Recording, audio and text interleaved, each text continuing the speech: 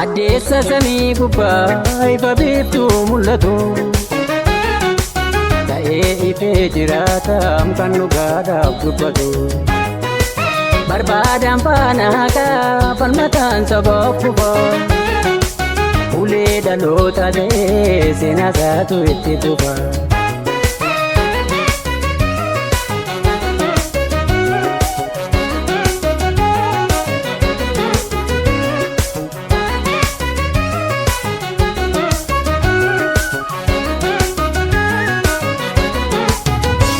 Onnataa sabaaf lolu gameessa bojaal boru beekaa gara balleessa barsiisaadha ogeessa jajaal boruu gurmeessa yoomuu jirtaam nu keessa dhugaa saba keef kuftee jiraatta itti fufte.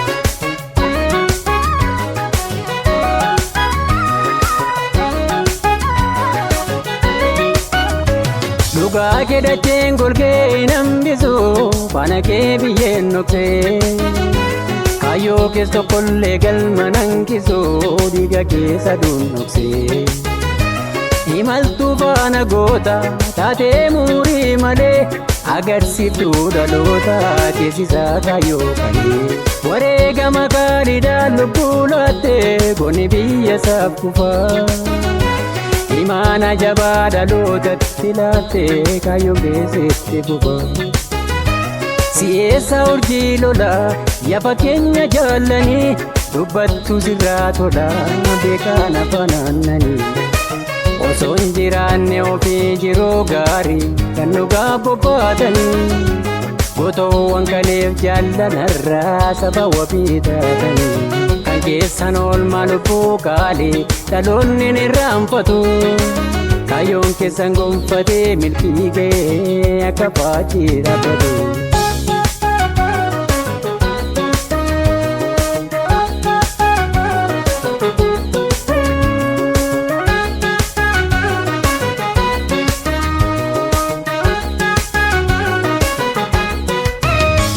Addeessa samii gubbaa ifa biiftuu mul'atu ta'ee ifee jiraatam kan dhugaadhaaf dubbatu. Barbaadan faana haqaa falmataan sabaaf kufa ulee dhaloota ta'ee seenaa isaatu itti tufa.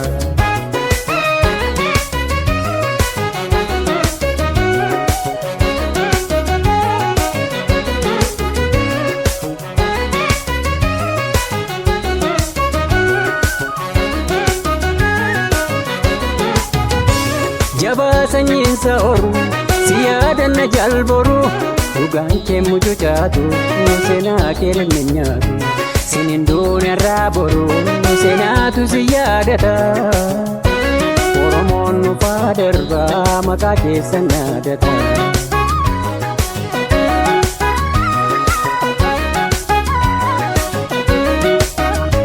Dhugaa kedhacheen golgee hin hambisu faana kee biyyeen noksee kayyoo kees tokkollee galma nankisu dhiiga keessa dunnoksee.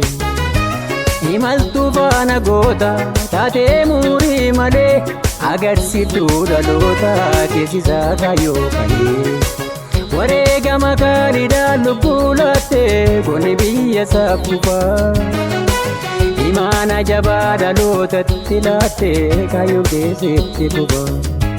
Si'eessa urjii lolaa yafa keenya jaallanii dubbattu sirraa tola beekaan afaan aannanii. Dhaloonni seenaa beeku daandii dhugaa qabatee lafeen lafa isaa tiksuu gameessarraa dhalatee. Lafee gilafaa kaasuuf jaallan sirratti kufanii onnee dhaloota keessaa jiraatutti buufanii. Ennumuun duguugamee gonkumaa sanyiin horuu suutumaan firii baasee mul'ataam kaayyoon boruu.